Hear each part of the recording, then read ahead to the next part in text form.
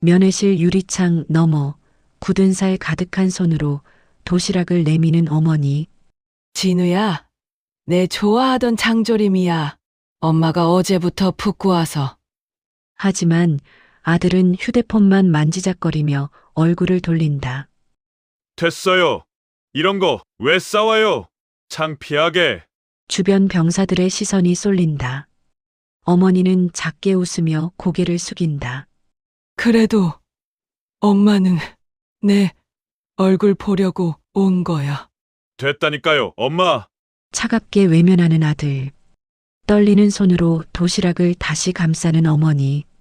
그 순간 어머니 손에 오래된 은반지가 형광등 빛에 반짝인다. 면회실 경비병의 시선이 그 반지에 멈춘다. 어디선가 본 듯한. 안녕하세요, 여러분. 오늘도 따뜻한 이야기로 찾아뵙습니다. 오늘 들려드릴 이야기는 한 어머니와 아들, 그리고 30년간 감춰진 진실에 관한 이야기입니다.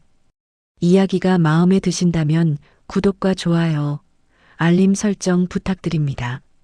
여러분의 작은 응원이 더 좋은 이야기를 만드는 큰 힘이 됩니다. 그럼 지금부터 시작하겠습니다. 서울 외곽에 자리한 육군 사단 면회실입니다. 오전 햇살이 유리창을 통해 스며들어 실내를 밝히고 있었습니다. 면회 시간을 알리는 안내방송이 복도에 울려 퍼지고 병사들이 하나둘 자리에 앉기 시작했습니다. 면회실 특유의 긴장감과 설렘이 뒤섞인 공기가 흘렀습니다.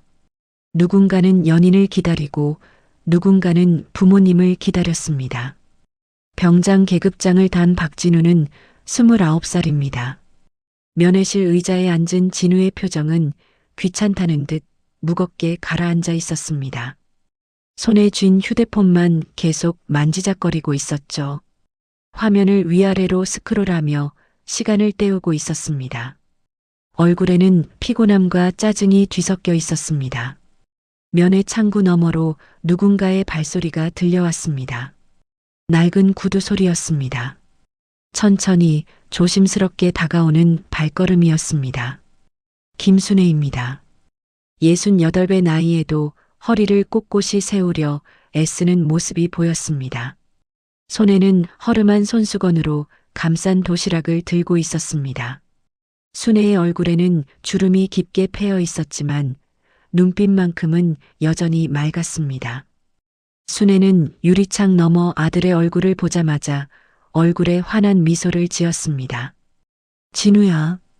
순애의 목소리는 떨렸습니다. 너무 오랜만에 보는 아들의 얼굴이었습니다.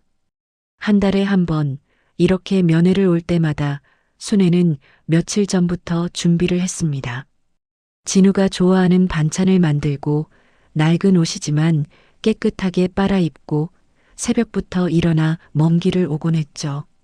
버스를 2번이나 갈아타고 다리가 아파도 참으며 이곳까지 왔습니다.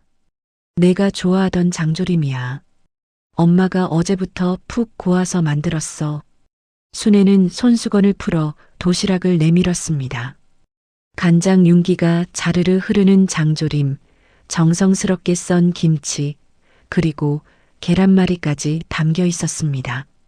도시락 용기는 오래되어 군데군데 금이 가 있었지만 안에 담긴 음식만큼은 정성으로 가득했습니다. 장조림을 만들기 위해 순애는 시장에서 가장 좋은 고기를 골랐습니다. 비싸다고 망설이다가도 아들 생각에 결국 샀습니다. 진우는 휴대폰에서 눈을 떼지 않았습니다. 얼굴에는 짜증이 역력했습니다. 도시락을 보는 둥 마는 둥 했습니다. 됐어요. 짧고 날카로운 대답이었습니다. 순애의 손이 잠시 멈췄습니다. 도시락을 든 손이 미세하게 떨렸습니다. 이런 거 왜 싸와요? 창피하게. 진우의 목소리에는 냉기가 서려 있었습니다. 주변 면회실 안의 다른 병사들이 순간 이쪽을 쳐다봤습니다. 어머니에게 저런 말투로 대하는 아들을 보는 시선이었습니다. 몇몇은 고개를 저으며 혀를 찼습니다. 누군가는 안타까운 표정으로 순애를 바라봤습니다. 순애는 그 시선들을 느꼈지만 애써 신경 쓰지 않으려 했습니다.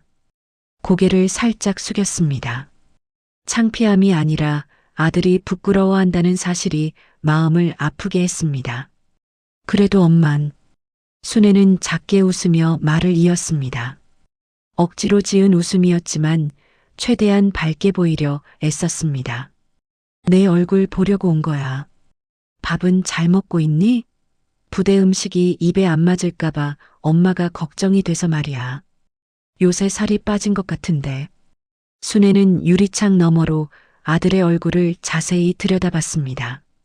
볼이 조금 홀쭉해진 것 같았습니다. 피부도 거칠어진 것 같았습니다. 어머니의 눈에는 그 모든 게 보였습니다.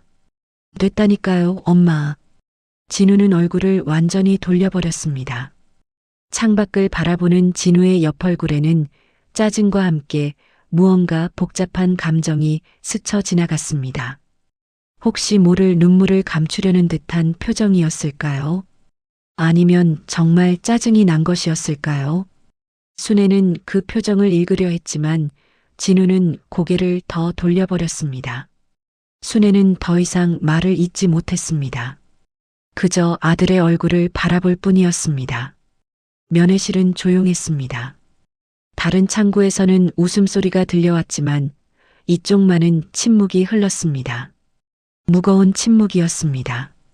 순애는 도시락을 다시 손수건으로 감쌌습니다. 떨리는 손으로 천천히 조심스럽게요. 마치 깨지기 쉬운 무언가를 다루듯이요. 진우는 여전히 휴대폰만 들여다보고 있었습니다. 화면에는 아무것도 뜨지 않았지만 계속 보는 척했습니다. 진우야, 건강히 지내고 있는 거지? 순애가 다시 물었습니다.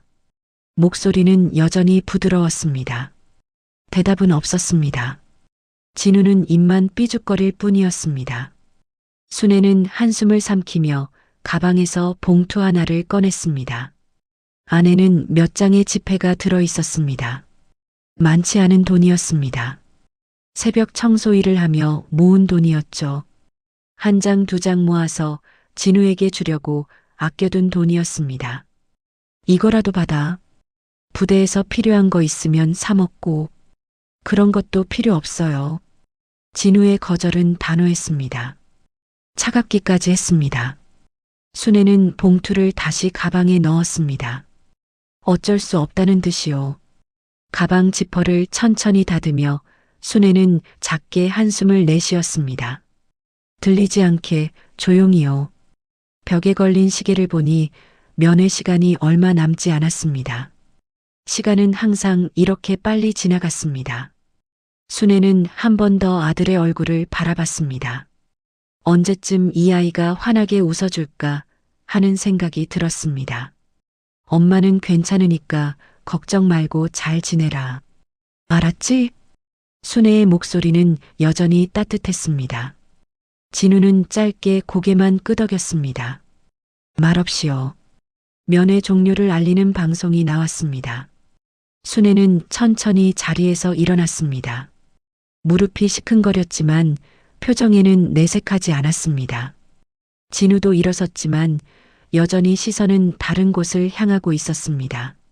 순애는 도시락을 들고 면회실을 나가려 했습니다. 진우는 뒤도 돌아보지 않았습니다. 순애의 뒷모습에는 깊은 쓸쓸함이 배어 있었습니다. 면회실을 나서는 순애의 발걸음은 올 때보다 더 무거워 보였습니다. 구두 굽소리만 복도에 울렸습니다. 면회 시간이 끝났습니다. 병사들이 하나둘 자리에서 일어나 부대로 복귀하기 시작했습니다. 순애는 복도로 나서기 전 마지막으로 유리창 너머를 돌아봤습니다. 진우는 이미 등을 돌린 채 나가고 있었습니다. 순애는 천천히 손을 들어 흔들었습니다. 진우야, 건강히 있어라. 목소리는 유리창을 넘지 못했습니다. 진우는 듣지 못했습니다. 아니, 듣지 않으려 했는지도 몰랐습니다. 순애는 손을 내리며 작게 한숨을 쉬었습니다. 손을 내리는 순간 복도 쪽 형광등 불빛이 순애의 손가락을 비쳤습니다. 순애의 손에는 굳은 살이 가득했습니다. 손가락 마디마다 거칠게 갈라진 피부가 보였습니다. 세월의 흔적이었습니다. 새벽 청소 일을 하며 생긴 상처들이었습니다. 손톱도 깎을 겨를 없이 자라 있었고 손등에는 얼룩덜룩한 반점들이 있었습니다. 그런데 그 거친 손 가운데 약지에 낀 반지 하나가 유독 눈에 띄었습니다. 오래된 은반지였습니다. 빛이 발에 검게 변했지만 여전히 은은한 광택을 잃지 않고 있었습니다. 반지 안쪽에는 작은 글씨가 새겨져 있었습니다. 순애는 이 반지를 한 번도 빼본 적이 없었습니다. 씻을 때도 일할 때도 잠잘 때도 항상 끼고 있었습니다. 면회실 입구 쪽에서 경비를 서던 병사가 순애를 보고 있었습니다. 이등병 계급장을 단 젊은 병사였습니다. 병사는 무심코 순애의 손을 보다가 순간 시선을 멈췄습니다. 반지였습니다. 그 은반지가 왜인지 병사의 눈길을 사로잡았습니다. 병사는 고개를 갸우뚱했습니다. 어디서 본 듯한 반지였습니다. 하지만 곧 고개를 저었습니다. 그럴 리 없다고 생각했습니다. 순애는 면회실 직원에게 허리를 깊이 숙여 인사했습니다. 수고하십니다. 정중한 인사였습니다. 직원은 가볍게 고개를 끄덕였습니다. 순애는 다시 한번 고개를 숙이고 복도로 향했습니다. 낡은 구두를 신은 발걸음이 복도 바닥을 끌었습니다. 구두 뒷굽이 닳아 한쪽이 기울어져 있었습니다. 그래서 걸을 때마다 삐걱거리는 소리가 났습니다. 복도는 길었습니다. 양쪽 벽에는 부대 관련 사진들과 표어들이 붙어 있었습니다. 순애는 그것들을 보지 않았습니다. 그저 앞만 보고 걸었습니다. 가방 속 도시락이 무거웠습니다. 진우가 받지 않은 도시락이었습니다. 순애의 뒷모습은 작았습니다. 허리가 약간 굽어 있었고 어깨도 처져 있었습니다. 무거운 삶을 짊어진 사람의 모습이었습니다. 바로 그때였습니다. 복도 옆쪽에서 문이 열리는 소리가 들렸습니다. 무거운 나무 문이 천천히 열렸습니다. 순애는 걸음을 멈추지 않았습니다. 누가 나오든 상관없었습니다. 문이 완전히 열렸습니다. 안에서 한 남자가 나왔습니다. 군복을 입은 남자였습니다. 어깨에는 별이 달려 있었습니다. 준장 계급이었습니다. 이태석 60대 중반의 나이였습니다. 얼굴에는 세월의 흔적이 깊게 새겨져 있었지만 눈빛만큼은 날카로웠습니다. 면회실 직원이 이태석을 보자마자 황급히 자세를 고쳤습니다. 사단장님, 큰 소리로 외치며 경례를 붙였습니다. 면회실에 남아있던 다른 병사들도 일제히 차렷 자세를 취했습니다. 복도에 긴장감이 감돌았습니다. 면회를 마치고 나가던 진우도 그 소리를 들었습니다. 사단장이라는 말에 순간 몸이 굳었습니다. 진우는 재빨리 뒤를 돌아봤습니다. 정말로 사단장이었습니다. 진우는 얼른 차렷 자세를 취하며 경례를 올렸습니다. 이태석은 경례를 받으며 천천히 고개를 끄덕였습니다. 그리고 복도를 둘러봤습니다. 면회를 마친 사람들이 나가고 있었습니다. 이태석의 시선이 천천히 움직였습니다. 복도 끝쪽을 향해서요. 거기에 순애가 있었습니다. 이태석의 시선이 순애에게 멈췄습니다. 순간 이태석의 눈빛이 흔들렸습니다.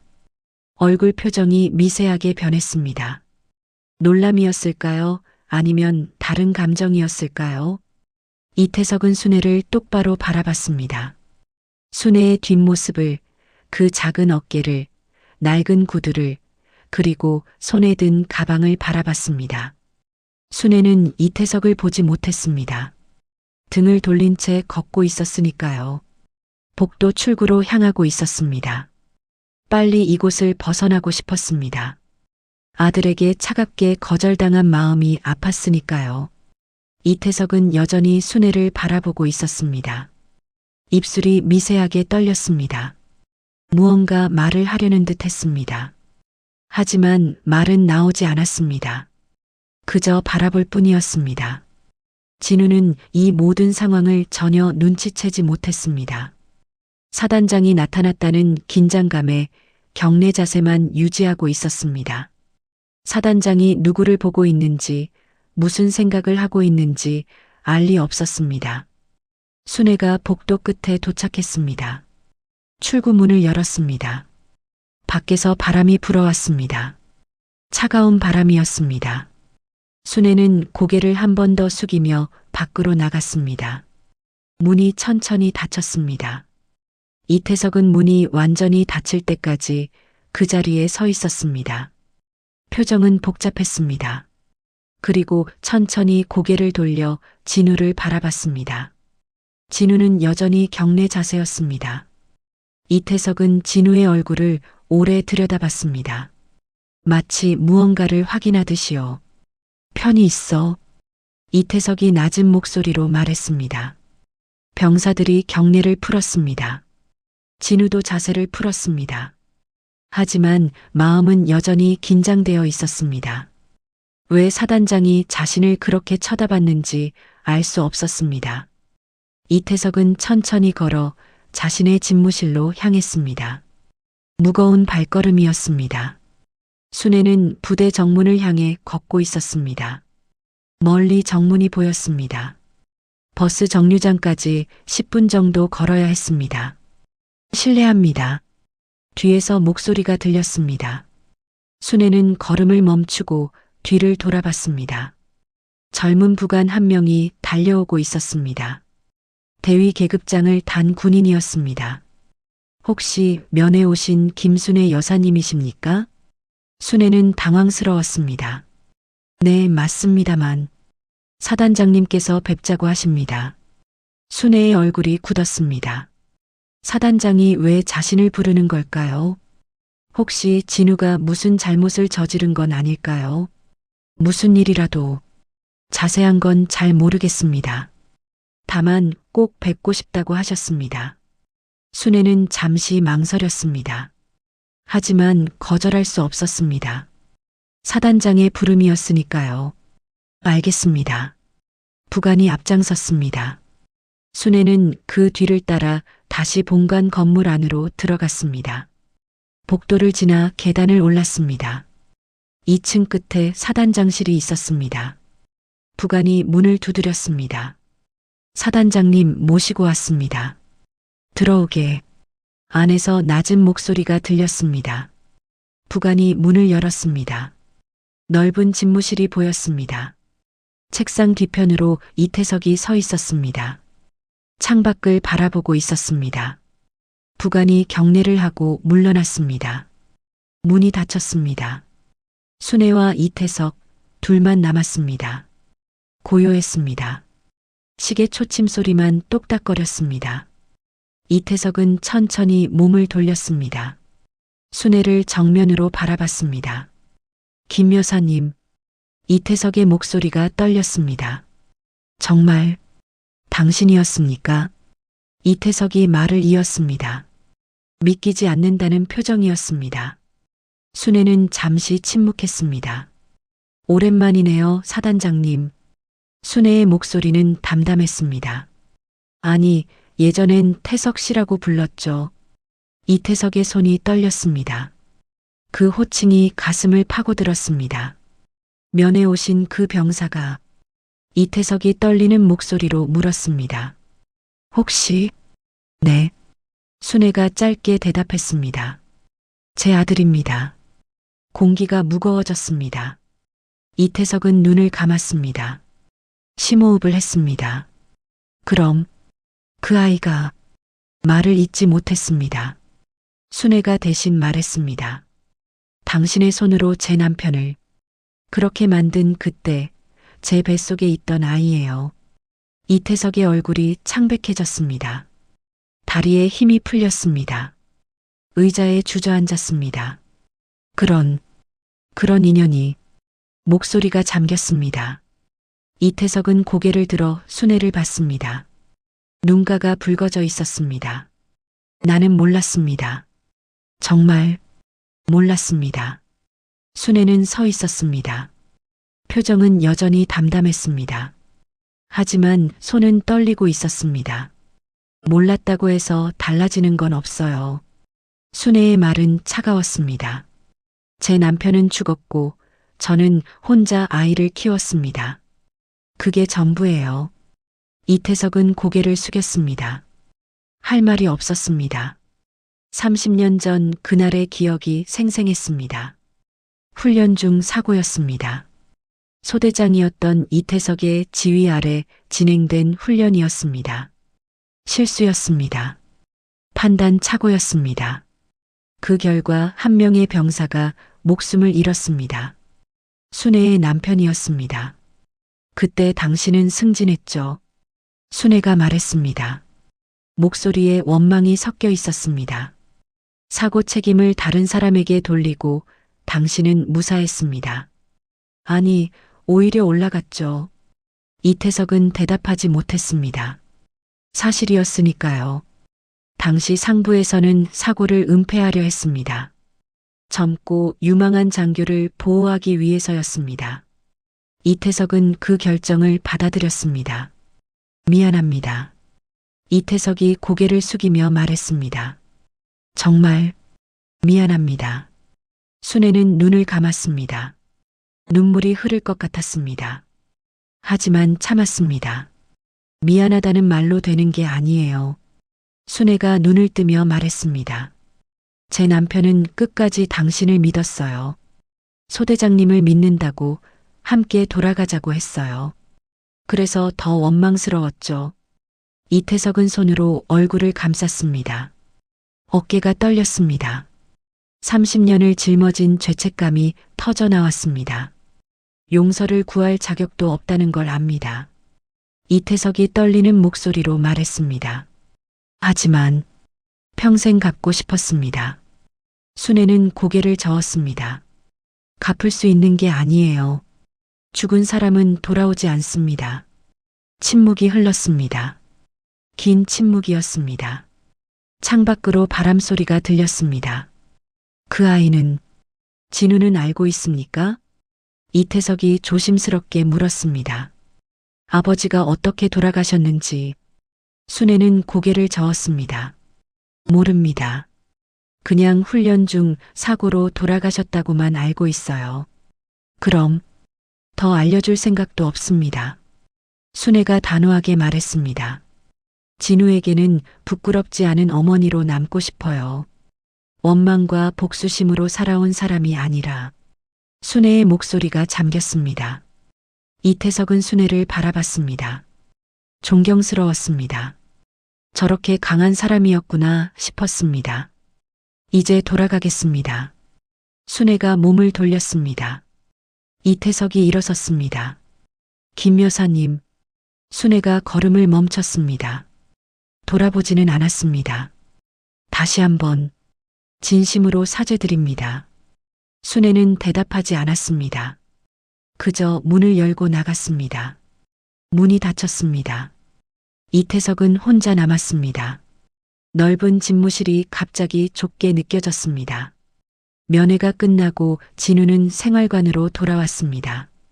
오후 점호 시간이 가까워지고 있었습니다. 생활관 안에는 이미 여러 병사들이 모여 있었습니다. 침대에 앉아 있는 병사들도 있었고 복도에서 담소를 나누는 병사들도 있었습니다. 진우가 들어서자 몇몇 병사들의 시선이 집중됐습니다. 진우는 이상한 느낌을 받았습니다. 평소와는 다른 분위기였습니다. 수군거리는 소리가 들렸습니다. 진우는 자신의 침대로 향했습니다. 군화를 벗고 침대에 앉았습니다. 뒤에서 누군가 다가오는 소리가 들렸습니다. 야, 진우야. 같은 분대 후임병 이병 최민수였습니다. 21살의 어린 병사였습니다. 민수는 궁금한 표정으로 진우 옆에 앉았습니다. 형, 오늘 면회 왔었지? 응, 왔었어. 진우는 무심하게 대답했습니다. 면회 이야기는 하고 싶지 않았습니다. 근데 말이야. 민수가 주위를 둘러보며 목소리를 낮췄습니다. 사단장님이 형 어머니 보고 사단장실로 모셨다며? 진우는 깜짝 놀라 민수를 쳐다봤습니다. 뭐, 그게 무슨 소리야? 아니, 부관실에서 근무하는 형이 그러던데. 사단장님이 직접 형 어머니를 부르셨대. 진우의 얼굴이 굳었습니다. 어머니가 사단장실에 갔다고요? 왜요? 무슨 일이 있었던 걸까요? 무슨 관계실에? 민수가 호기심 가득한 눈으로 물었습니다. 진우는 당황스러웠습니다. 아니, 나도 모르는데. 무슨 관계가 있겠어. 진우는 애써 침착한 척했습니다. 하지만 마음은 복잡했습니다. 어머니와 사단장이 무슨 관계가 있다는 걸까요? 전혀 들어본 적이 없었습니다. 박 병장님, 복도 쪽에서 다른 병사가 소리쳤습니다. 일병 김태훈이었습니다. 태훈은 생활관에서 입이 가장 가벼운 병사였습니다. 오늘 어머님 사단장님 실 들어가셨지 말입니다. 어머님이 사단장님이랑 아시는 분이십니까? 큰 소리였습니다. 생활관 안의 병사들이 일제히 진우를 쳐다봤습니다. 진우는 얼굴이 화끈거렸습니다. 아니야, 그냥이 아니라 사단장실까지 가셨다며? 보통 일이 아닌데? 태훈이 웃으며 말했습니다. 다른 병사들도 하나둘 모여들었습니다. 진우는 답답했습니다. 그냥 옛날에 아는 분일 거야. 나도 잘 몰라. 진우는 둘러댔습니다. 하지만 병사들은 쉽게 믿지 않는 눈치였습니다. 옛날에 아는 분? 그럼 어떻게 아는 사이인데? 그건 나도. 혹시 너희 아버지가 군인이셨어? 병사들의 질문이 쏟아졌습니다. 진우는 대답하기 싫었습니다. 아버지 이야기는 하고 싶지 않았습니다. 어릴 때부터 어머니에게 들은 말은 단 하나였습니다. 아버지는 군대에서 훈련 중 사고로 돌아가셨다는 것. 그게 전부였습니다. 그만 물어봐. 나도 잘 모른다니까. 진우가 짜증 섞인 목소리로 말했습니다. 병사들은 더 이상 묻지 않았습니다. 하지만 수군거림은 멈추지 않았습니다. 생활관 여기저기서 진우를 주제로 한 이야기가 오갔습니다. 뭔가 있긴 있나 봐. 사단장님이 그냥 부르시겠어? 진우 형 집안이 대단한가 보다. 진우는 귀를 막고 싶었습니다. 침대에 누워 눈을 감았습니다. 하지만 소문은 계속 들렸습니다. 점점 커지는 소문이었습니다. 저녁 식사 시간이 됐습니다. 진우는 식당으로 향했습니다. 식당에서도 분위기는 마찬가지였습니다. 진우를 보는 시선들이 느껴졌습니다. 밥을 받아 자리에 앉았습니다. 식욕이 없었습니다. 식사를 마치고 생활관으로 돌아가는 길이었습니다. 복도에서 중대장과 마주쳤습니다. 대위 계급장을 단 중대장 정수호였습니다. 진우는 재빨리 경례를 올렸습니다. 박 병장. 중대장이 진우를 불러 세웠습니다. 표정이 심각했습니다. 예, 중대장님. 잠깐 따라와 봐. 중대장은 앞장서서 걸었습니다. 진우는 긴장하며 뒤를 따랐습니다. 무슨 일인지 알 수 없었습니다. 중대장실로 들어갔습니다. 문이 닫혔습니다. 앉아. 중대장이 의자를 가리켰습니다. 진우는 조심스럽게 앉았습니다. 중대장은 책상 뒤에 앉아 진우를 바라봤습니다. 오늘 면회 잘 다녀왔나? 예, 중대장님. 어머니께서 오셨다며? 예, 그렇습니다. 중대장은 잠시 말없이 진우를 쳐다봤습니다. 뭔가 말하려다가 망설이는 듯 했습니다. 박 병장, 사단장님께서 널 보자고 하신다. 진우의 얼굴이 굳었습니다. 사단장이 자신을 부른다고요? 왜요? 무슨 일 때문에요? 사단장님이. 저를요? 그래.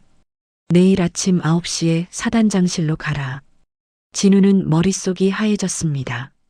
사단장을 직접 만난다는 건 보통 일이 아니었습니다. 대부분 큰 잘못을 저질렀거나 아니면 특별한 일이 있을 때였습니다. 제가 뭘 잘못했습니까? 진우가 떨리는 목소리로 물었습니다. 중대장은 고개를 저었습니다. 나도 정확히는 모르겠다. 그냥 개인적으로 할 말씀이 있으시다고 하셨어. 개인적으로? 진우는 더욱 혼란스러웠습니다. 사단장과 자신이 무슨 개인적인 관계가 있단 말인가요? 혹시 너희 어머니와 사단장님이 아는 사이시냐? 중대장이 조심스럽게 물었습니다. 진우는 고개를 저었습니다. 저도 잘 모르겠습니다. 어머니께 들은 적이 없습니다. 그렇구나. 중대장은 더 이상 묻지 않았습니다. 일단 내일 아침 시간 맞춰서 가거라. 늦지 말고. 예, 알겠습니다. 진우는 일어나 경례를 하고 중대장실을 나왔습니다. 복도는 어두웠습니다. 저녁 점호 시간이 가까워지고 있었습니다. 진우는 생활관으로 향하며 생각에 잠겼습니다. 어머니와 사단장이 무슨 관계일까요? 왜 사단장이 자신을 부르는 걸까요? 혹시 아버지와 관련이 있는 걸까요? 아버지가 군대에서 돌아가셨다고 했으니 혹시 그때 사단장이 알고 있던 분일까요? 질문은 꼬리에 꼬리를 물었습니다. 하지만 답은 없었습니다. 진우는 한숨을 내쉬었습니다. 내일 아침이 두려웠습니다. 사단장실에 가면 무슨 이야기를 듣게 될까요? 생활관에 도착했습니다. 병사들이 모여 있었습니다. 진우를 보자 또다시 수군거림이 시작됐습니다. 진우는 아무 말 없이 자신의 침대로 갔습니다. 침대에 누워 천장을 바라봤습니다. 잠이 올 것 같지 않았습니다. 다음 날 아침입니다. 진우는 평소보다 일찍 일어났습니다. 잠을 제대로 자지 못했습니다. 밤새 뒤척이며 생각만 했습니다. 사단장이 왜 자신을 부르는 걸까요?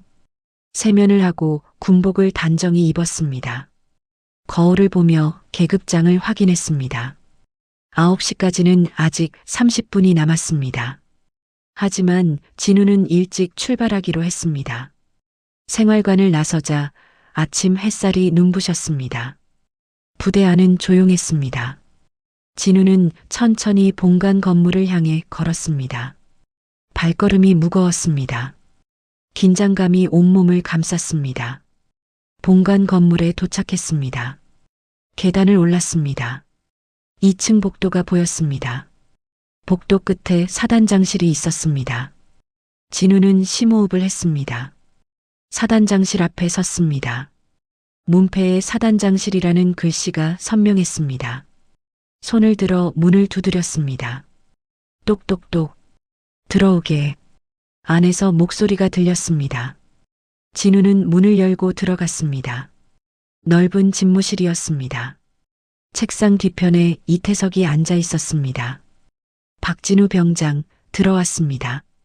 진우는 큰 소리로 보고하며 경례를 올렸습니다. 이태석은 천천히 고개를 들어 진우를 바라봤습니다. 오래 바라봤습니다. 편히 서. 이태석이 말했습니다. 진우는 경례를 풀고 차렷 자세를 취했습니다. 이태석은 일어나 창가로 걸어갔습니다. 박진우 병장, 어제 면회 때 어머니께 언성을 높였다고 하더군. 진우의 얼굴이 붉어졌습니다. 어떻게 알았을까요? 그게 그냥. 진우는 말을 더듬었습니다. 변명하고 싶었지만 말이 나오지 않았습니다. 그냥? 이태석이 천천히 몸을 돌렸습니다. 진우를 정면으로 바라봤습니다. 눈빛이 날카로웠습니다. 너무 자주 오는 분이라 귀찮았나? 진우는 대답하지 못했습니다. 사실이었으니까요. 한 달에 한 번씩 오는 어머니가 부담스러웠습니다. 낡은 도시락을 들고 오는 모습이 창피했습니다. 대답해보게. 이태석의 목소리에 힘이 실렸습니다. 진우는 고개를 숙였습니다. 죄송합니다. 작은 목소리였습니다. 이태석은 책상으로 돌아와 앉았습니다. 서랍을 열어 무언가를 꺼냈습니다. 오래된 사진 한 장이었습니다. 박 병장, 자네 아버지에 대해 얼마나 알고 있나? 갑작스러운 질문이었습니다. 진우는 당황했습니다. 아버지는 제가 태어나기 전에 돌아가셨습니다. 군대에서 훈련 중 사고로. 그래, 훈련 중 사고였지. 이태석이 중얼거렸습니다. 표정이 어두워졌습니다. 자네 아버지는 훌륭한 군인이었네. 책임감이 강했고 동료들을 아꼈지. 진우는 이태석을 쳐다봤습니다. 아버지를 아는 분이었습니다. 사단장님께서 저희 아버지를 아셨습니까? 알았네. 아주 잘 알았지. 이태석의 목소리가 떨렸습니다. 사진을 내려놓았습니다. 그리고 자네 어머니도 알고 있네. 진우는 점점 혼란스러워졌습니다. 박 병장. 이태석이 진우를 똑바로 바라보며 말했습니다. 자네 어머니는 내가 평생 빚진 사람이네. 진우의 눈이 커졌습니다. 평생 빚졌다고요? 무슨 의미일까요? 무슨 말씀이십니까? 자네가 알 필요는 없네. 다만 한 가지만 알아두게. 이태석은 자리에서 일어났습니다. 진우 앞으로 걸어왔습니다. 자네 어머니는 이 세상 누구보다 고생하신 분이야. 자네 하나 키우느라 얼마나 힘드셨겠나. 진우는 가슴이 먹먹해졌습니다. 알고 있었습니다. 어머니가 고생한 걸 알고 있었습니다. 새벽부터 일하러 나가는 어머니를 봤습니다. 손이 거칠어지는 걸 봤습니다. 그런데 자네는 그분께 어떻게 했나? 이태석의 목소리가 낮아졌습니다. 도시락이 창피하다고, 자주 온다고 귀찮다고. 진우는 고개를 들지 못했습니다. 부끄러웠습니다. 후회가 밀려왔습니다. 사단장님, 저는 자네가 얼마나 소중한 존재인지 아나? 이태석이 말을 이었습니다. 어머니에게 자네는 전부야. 자네가 웃으면 행복해 하시고 자네가 아프면 밤새 걱정하시는 분이지. 진우의 눈시울이 붉어졌습니다. 목이 메었습니다. 제가 잘못했습니다. 잘못한 걸 아는 것도 중요하지만 더 중요한 건 앞으로 어떻게 하느냐네. 이태석은 다시 책상으로 돌아갔습니다. 앉으며 한숨을 쉬었습니다. 박 병장, 자네 어머니를 소중히 대하게. 그분은 자네가 생각하는 것보다 훨씬 강하고 위대한 분이야. 진우는 대답하려 했습니다. 그 순간이었습니다. 똑똑똑. 문 두드리는 소리가 들렸습니다. 이태석과 진우 모두 문을 쳐다봤습니다. 들어오시죠. 이태석이 말했습니다. 문이 천천히 열렸습니다. 밖에서 누군가 들어왔습니다. 순애였습니다. 진우는 깜짝 놀라 어머니를 봤습니다. 순애도 진우를 봤습니다. 어머니와 아들의 시선이 마주쳤습니다. 순애의 눈에는 복잡한 감정이 담겨 있었습니다. 엄마. 진우가 작게 불렀습니다. 순애는 고개를 저었습니다. 그리고 이태석을 바라봤습니다. 태석 씨, 그만하세요. 순애의 목소리는 단호했습니다. 이태석은 자리에서 일어났습니다. 김 여사님, 아이한테 이런 식으로 말하는 건 아니에요. 제가 직접 이야기하겠습니다. 순애는 진우에게 다가왔습니다. 진우는 어머니를 보며 혼란스러웠습니다. 무슨 일이 벌어지고 있는 걸까요? 어머니와 사단장이 무슨 관계이길래 이런 대화를 나누는 걸까요? 진우야. 순애가 아들을 불렀습니다. 목소리가 떨렸습니다. 엄마가 너한테 해줄 이야기가 있어. 진우는 어머니를 바라봤습니다. 순애의 눈에 눈물이 맺혀 있었습니다. 오랫동안 감춰왔던 무언가를 꺼내려는 듯 했습니다. 진우는 숨을 죽이며 어머니의 다음 말을 기다렸습니다. 사단장실 안은 고요했습니다. 세 사람만이 그 공간에 있었습니다. 순애와 진우 그리고 이태석이었습니다. 시간이 멈춘 듯 했습니다. 순애는 천천히 진우에게 다가갔습니다. 아들의 얼굴을 가만히 들여다봤습니다. 진우는 어머니의 눈을 마주했습니다. 진우야. 순애가 떨리는 목소리로 말을 시작했습니다. 엄마가 너한테 평생 숨겨왔던 이야기가 있어. 진우는 숨을 죽였습니다. 가슴이 두근거렸습니다. 내 아버지 말이야. 순애는 잠시 말을 멈췄습니다. 눈을 감았습니다. 깊게 숨을 들이마셨습니다. 그리고 다시 눈을 떴습니다. 저분은 순애가 이태석을 가리켰습니다. 내 아버지를 그때 잃게 만든 분이야. 순간 정적이 흘렀습니다. 진우는 어머니의 말을 이해하지 못했습니다. 뭐라고요? 진우의 목소리가 떨렸습니다. 순애를 바라봤다가 이태석을 바라봤습니다. 그럼 아버지를 죽게 만든 게 진우는 말을 잇지 못했습니다. 믿을 수 없었습니다. 이태석이 천천히 고개를 들었습니다. 얼굴에는 깊은 죄책감이 서려 있었습니다. 그 사건은 내 책임이었네. 이태석의 목소리는 무겁게 가라앉았습니다. 30년 전 나는 소대장이었네. 자네 아버지는 내부하였고 훈련 중 사고가 났지. 진우는 주먹을 꽉 쥐었습니다. 손이 하얗게 질렸습니다. 내 판단이 잘못됐네. 내가 자네 아버지를 죽게 만들었어. 이태석의 목소리가 잠겼습니다. 하지만 진심으로 사죄하고 싶었네. 평생을 후회하며 살았어. 진우는 온몸이 떨렸습니다. 분노가 치솟았습니다. 그럼 진우가 이를 악물며 말했습니다. 사단장님은 책임을 지셨습니까? 처벌을 받으셨습니까? 이태석은 대답하지 못했습니다. 순애가 대신 말했습니다. 아니야, 진우야. 당시에는 사고를 은폐했어. 이분은 승진했고 내 아버지는 그냥 사고사로 처리됐지. 진우의 얼굴이 일그러졌습니다. 분노와 슬픔이 뒤섞였습니다. 그럼 우리 가족은 아무것도 모른 채. 그래. 순애는 눈을 감았습니다. 눈물이 볼을 타고 흘렀습니다. 내 남편은 끝까지 당신을 믿었어요. 순애가 이태석을 바라보며 말했습니다. 소대장님을 믿는다고 함께 돌아가자고 했어요. 그래서 더 원망스러웠죠.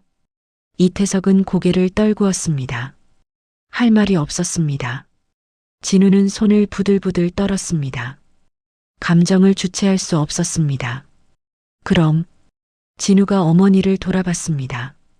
왜 지금까지 아무 말도 안 했어요. 목소리에 원망이 섞였습니다. 순애는 진우의 어깨를 잡았습니다. 너한테는 부끄럽지 않게 살고 싶었거든, 진우야. 순애의 목소리가 떨렸습니다. 복수심에 사로잡혀 사는 엄마가 되고 싶지 않았어. 원망으로 가득 찬 사람이 되고 싶지 않았단다. 진우는 어머니를 바라봤습니다. 순애의 얼굴에는 눈물이 흘렀습니다. 엄마는 그저 너를 잘 키우고 싶었어. 내가 건강하게 바르게 자라기를 바랐지. 내 아버지가 자랑스러워할 아들이 되기를 바랐어. 순애는 진우의 얼굴을 쓰다듬었습니다. 그래서 참았어. 아프고 힘들어도 분하고 억울해도 엄마는 참았단다. 진우의 눈에서 눈물이 흘렀습니다. 어머니의 삶이 얼마나 힘들었을지 상상이 됐습니다. 엄마. 진우의 목소리가 잠겼습니다. 순애는 진우를 꼭 안았습니다. 진우도 어머니를 안았습니다. 둘은 한동안 그렇게 서 있었습니다. 이태석은 그 모습을 바라봤습니다. 가슴이 찢어지는 듯 했습니다. 자신 때문에 저 모자가 얼마나 고통받았을까요? 진우는 어머니의 품에서 얼굴을 들었습니다. 눈물로 얼룩진 얼굴이었습니다. 그리고 천천히 이태석을 돌아봤습니다. 사단장님. 진우가 입을 열었습니다. 목소리는 떨렸지만 또렷했습니다. 저는 사단장님을 용서할 수 없습니다. 이태석은 고개를 끄덕였습니다. 그래, 당연하지. 나도 용서받을 자격이 없네. 하지만 진우가 말을 이었습니다. 어머니께서 평생을 참으셨다면. 진우는 순애를 바라봤습니다. 순애는 아들을 보며 작게 웃었습니다. 저도 생각해 보겠습니다. 진우의 말이었습니다. 이태석은 깊게 고개를 숙였습니다. 고맙네, 박병장. 그 말만으로도 고맙네. 순애는 진우의 손을 잡았습니다. 따뜻한 손길이었습니다. 진우야, 엄마는 내가 원망에 사로잡히지 않았으면 좋겠어. 내 아버지도 그걸 원하실 거야. 진우는 어머니의 손을 꽉 잡았습니다. 고개를 끄덕였습니다. 사단장실 안은 여전히 고요했습니다. 하지만 이제는 다른 고요함이었습니다. 진실이 드러난 후에 고요함이었습니다. 창밖으로 해가 높이 떠올랐습니다. 따뜻한 햇살이 창문을 통해 들어왔습니다. 세 사람의 얼굴을 비쳤습니다. 이태석은 천천히 일어났습니다. 순애와 진우를 바라봤습니다. 김 여사님, 박병장, 오늘 이 자리를 마련해 주셔서 감사합니다. 순애는 고개를 끄덕였습니다. 진우도 묵묵히 고개를 숙였습니다. 이제 돌아가야겠습니다. 순애가 말했습니다. 진우의 손을 놓았습니다. 진우야, 너도 부대로 돌아가거라. 예, 엄마. 진우는 경례를 올렸습니다. 이태석에게가 아니라 어머니에게요. 순애는 아들을 보며 미소 지었습니다. 이번에는 진짜 미소였습니다. 그날 저녁이었습니다. 해가 서쪽으로 기울고 있었습니다. 부대 안에는 저녁 점호를 마친 병사들이 생활관으로 돌아가고 있었습니다. 하루의 일과가 끝나가는 시간이었습니다. 본관 건물 2층 복도는 조용했습니다. 간부들이 업무를 정리하고 퇴근 준비를 하고 있었습니다. 사단장실 앞 복도에는 몇몇 간부들이 서 있었습니다. 중대장들과 참모들이었습니다. 무슨 일인지 모두 긴장한 표정이었습니다. 사단장실 문이 열렸습니다. 이태석이 나왔습니다. 군복은 단정했지만 얼굴에는 피로가 역력했습니다. 간부들이 일제히 경례를 올렸습니다. 이태석은 경례를 받으며 복도를 둘러봤습니다. 모두 수고들 많았네. 이태석이 낮은 목소리로 말했습니다. 간부들은 긴장한 채 서 있었습니다. 왜 사단장이 이 시간에 복도로 나왔는지 알 수 없었습니다. 복도 끝에서 순애가 나타났습니다. 부관의 안내를 받으며 천천히 걸어오고 있었습니다. 간부들은 순애를 보며 수군거렸습니다. 어제 면회 왔던 분이라는 걸 알아봤습니다. 왜 다시 온 걸까요? 순애는 사단장실 앞에 섰습니다. 이태석과 마주 섰습니다. 둘은 서로를 바라봤습니다. 오랜 침묵이 흘렀습니다. 진우도 복도에 있었습니다. 중대장의 지시로 이곳에 왔습니다. 무슨 일인지 알 수 없었습니다. 진우는 어머니를 봤습니다. 어머니도 진우를 봤습니다. 순애는 아들에게 작게 고개를 끄덕였습니다. 이태석은 천천히 숨을 들이마셨습니다. 그리고 간부들을 돌아봤습니다. 여러분, 오늘 이 자리에서 내가 할 말이 있네. 간부들은 더욱 긴장했습니다. 무슨 말씀이실까요? 30년 전 나는 큰 잘못을 저질렀네. 이태석의 목소리가 떨렸습니다. 한 병사를 잃었고 그 책임을 회피했지. 그 병사의 가족들에게 평생 갚을 수 없는 빚을 졌네. 간부들은 숨을 죽였습니다. 사단장의 고백을 듣고 있었습니다. 오늘 이 자리에서 이태석은 순애를 바라봤습니다. 진심으로 사죄하고자 하네. 그 순간이었습니다. 이태석이 천천히 무릎을 꿇기 시작했습니다. 준장 계급장이 달린 군복을 입은 채로요. 복도 바닥에 무릎을 대었습니다. 양 무릎을 꿇었습니다. 고개를 깊이 숙였습니다. 복도에 있던 모든 사람이 얼어붙었습니다. 사단장이 무릎을 꿇는 모습을 본 적이 없었습니다. 믿을 수 없는 광경이었습니다. 간부들은 말문이 막혔습니다. 김순애 여사님, 이태석이 고개를 숙인 채 말했습니다. 목소리는 떨렸지만 또렷했습니다. 늦었지만 진심으로 사죄드립니다. 순애는 무릎 꿇은 이태석을 내려다봤습니다. 눈에는 복잡한 감정이 교차했습니다.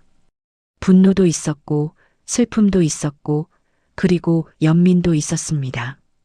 당신 남편을 지키지 못한 것, 가족을 고통스럽게 한 것, 모두 제 잘못입니다. 이태석의 어깨가 떨렸습니다. 평생을 후회하며 살았지만 그것만으로는 부족하다는 걸 압니다. 진우는 그 장면을 멍하니 바라보고 있었습니다. 사단장이 어머니 앞에 무릎을 꿇고 있었습니다. 30년의 무게가 느껴졌습니다. 아버지를 잃은 슬픔이, 어머니가 혼자 견뎌온 세월이 눈앞에 펼쳐졌습니다. 순애는 눈을 감았습니다. 눈물이 흘렀습니다. 30년 동안 참아온 눈물이었습니다. 남편을 잃고 혼자 아이를 키우며 원망을 삼키며 살아온 세월의 눈물이었습니다. 태석 씨, 순애가 떨리는 목소리로 말했습니다. 이제 그만 일어나요. 순애는 이태석의 어깨에 손을 얹었습니다. 따뜻한 손길이었습니다. 용서라는 건 순애의 목소리가 잠겼습니다. 잠시 멈췄다가 다시 말을 이었습니다. 서로를 살게 하는 거니까요. 이태석은 고개를 들었습니다. 눈가가 붉어져 있었습니다. 순애를 바라봤습니다. 정말 용서하시는 겁니까? 용서하지 않으면 저도 살 수 없어요. 원망 속에서는 아무도 행복할 수 없으니까요. 순애는 이태석의 어깨를 잡으며 일으켜 세웠습니다. 이태석은 천천히 일어났습니다. 무릎에 먼지가 묻어 있었습니다. 준장의 무릎이었지만 지금은 한 사람의 무릎일 뿐이었습니다. 진우는 그 모습을 보며 눈물을 흘렸습니다. 가슴이 뜨거워졌습니다. 어머니가 얼마나 대단한 분인지 깨달았습니다. 용서할 수 있는 힘이 얼마나 큰지 알았습니다. 진우는 앞으로 걸어갔습니다. 어머니 앞에 섰습니다. 고개를 숙였습니다. 엄마.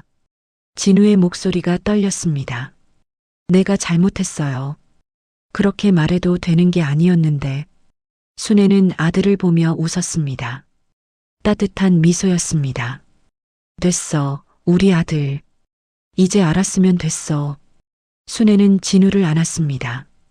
진우도 어머니를 꼭 안았습니다. 복도에 서 있던 간부들은 그 모습을 조용히 지켜봤습니다. 누군가는 눈물을 훔쳤습니다. 이태석은 두 사람을 바라보며 작게 웃었습니다. 30년 만에 처음으로 마음이 조금 가벼워지는 것 같았습니다. 완전한 용서는 아닐지 몰랐습니다. 하지만 이것만으로도 감사했습니다. 복도 창문으로 석양이 들어왔습니다. 따뜻한 빛이었습니다. 세 사람을 감쌌습니다. 오랜 아픔이 조금씩 치유되는 순간이었습니다. 며칠이 흘렀습니다. 다시 면회일이 돌아왔습니다. 서울 외곽 육군 사단 면회실, 오전 햇살이 유리창을 비추고 있었습니다. 면회 시간을 알리는 안내방송이 울렸습니다. 병사들이 하나둘 면회실로 들어왔습니다. 진우도 면회실로 들어왔습니다. 이번에는 달랐습니다. 표정이 밝았습니다. 군복도 더욱 단정하게 입었습니다. 계급장을 여러 번 확인했습니다. 면회 창구 앞에 앉았습니다. 유리창 너머를 바라봤습니다. 곧 어머니가 올 것입니다. 진우는 가슴이 두근거렸습니다. 지난번과는 다른 마음이었습니다. 어머니를 빨리 보고 싶었습니다. 복도에서 발소리가 들렸습니다. 익숙한 발소리였습니다. 낡은 구두 소리였습니다. 하지만 이번에는 그 소리가 반갑게 들렸습니다. 순애가 나타났습니다. 손에는 역시 손수건에 싼 도시락을 들고 있었습니다. 얼굴에는 환한 미소가 가득했습니다. 진우야. 순애의 목소리는 밝았습니다. 진우도 웃으며 손을 흔들었습니다. 엄마. 이번에는 진우가 먼저 인사했습니다. 크게 환하게 웃으며요. 순애는 자리에 앉으며 감격했습니다. 진우야, 잘 지냈니? 네, 엄마. 잘 지냈어요. 엄마는요? 엄마도 잘 지냈지. 우리 아들 얼굴 보니까 더 좋아. 순애는 손수건을 풀었습니다. 도시락이 나왔습니다. 오늘은 김밥이었습니다. 정성스럽게 만든 김밥이었습니다. 오늘은 내가 좋아하던 김밥 싸왔지. 순애가 도시락을 유리창 너머로 내밀었습니다. 진우는 두 손으로 받았습니다. 이번에는 거부하지 않았습니다. 엄마, 고맙습니다. 진우의 목소리에는 진심이 담겨 있었습니다. 순애는 그 말을 듣고 눈시울이 붉어졌습니다. 얼마나 듣고 싶었던 말인가요? 그날, 진우가 고개를 숙이며 말했습니다. 진짜 미안했어요.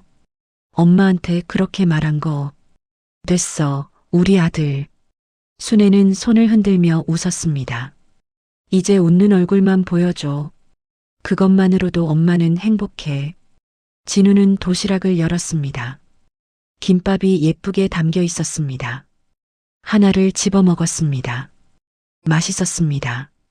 세상에서 가장 맛있는 김밥이었습니다. 엄마, 정말 맛있어요. 그래, 다행이다. 어제부터 준비했어. 순애는 아들이 김밥을 먹는 모습을 흐뭇하게 바라봤습니다. 엄마, 손은 좀 어때요? 일은 너무 힘들지 않으시고요? 진우가 걱정스럽게 물었습니다. 순애는 손을 보였습니다. 여전히 굳은 살이 가득했습니다. 괜찮아. 우리 아들 건강한 게 최고지. 진우는 어머니의 손을 보며 마음이 아팠습니다. 엄마, 제가 전역하면요. 진우가 말했습니다. 제가 열심히 일해서 엄마 편하게 해드릴게요. 약속해요. 순애는 아들을 보며 고개를 저었습니다. 그런 걱정은 안 해도 돼. 엄마는 내가 건강하고 행복하게 사는 게 소원이야. 그래도요, 엄마. 이제는 제가 효도할게요. 진우의 눈에 눈물이 맺혔습니다. 순애도 눈물을 참았습니다. 하지만 행복한 눈물이었습니다. 창밖으로 따뜻한 햇살이 스며들었습니다. 봄날의 햇살이었습니다. 면회실 전체를 밝게 비췄습니다. 진우와 순애의 얼굴도 환하게 빛났습니다. 멀리 본관 건물 2층 사단장실 창문에 한 사람이 서 있었습니다. 이태석이었습니다. 창밖을 내려다보고 있었습니다. 면회실 방향을 바라보고 있었습니다. 이젠 이태석이 혼잣말로 중얼거렸습니다. 나도 용서받은 걸까? 창밖 하늘은 맑았습니다. 구름 한 점 없이 파랗게 겠습니다. 따뜻한 바람이 불었습니다. 새로운 시작을 알리는 바람이었습니다.